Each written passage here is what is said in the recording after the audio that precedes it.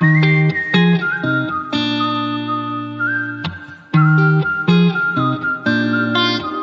definitely use social media, like especially Instagram, and more recently we started using TikTok as well.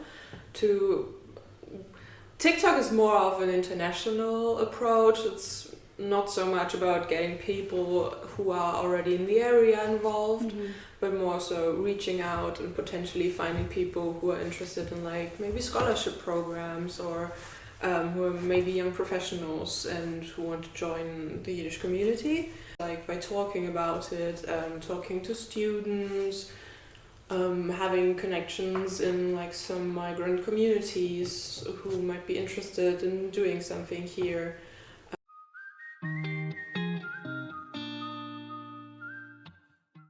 Language, definitely, like getting the right language to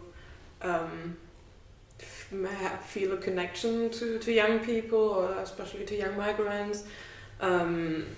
We try our best to have like a quite age-neutral language, I would say, because we have a very broad field of our audience, like from quite young people reaching out to very old people. And so we try to reach everyone with it. Hey, we may be a construction zone right now, but you can still come and like host an event or come hang out in the cafe or whatever. It's also like a question of the generational change that is happening. We had, or we still have, audience which is like mainly older people. So like the focus changes, and last year we had a really good experience with a group of volunteers who were like extremely involved and happy with the experience, and I kind of feel like it could be also something like growing from there. During Yiddish summer, the artists are quite international. They come from everywhere, and so mostly they speak English or Yiddish or Russian mostly, I guess, but not so much German.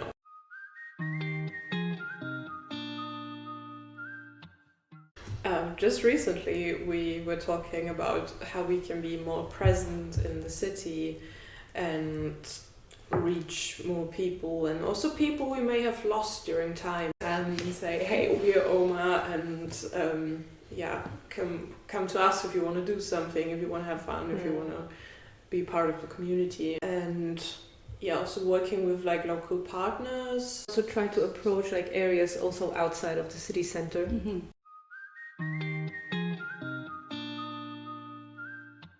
Let's do a samba night, and it was like probably one of our most popular events ever.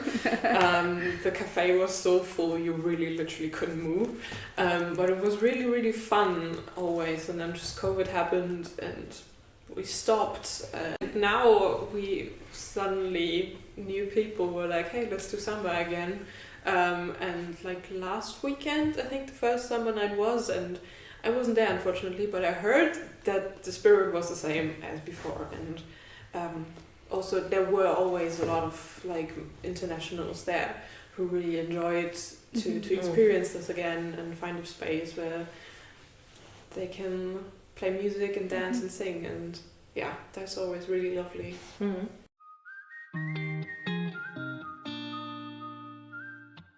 Just that everyone's welcome.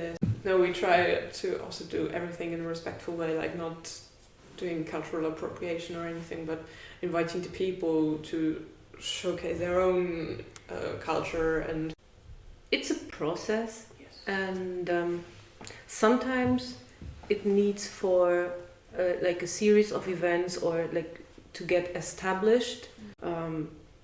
We are working on this with our big projects, and the long-term goal is to like establish a structure of, which is also like now happening with an awareness team which is working on our awareness concept and ways how we like train our volunteers for doing some first aid awareness help.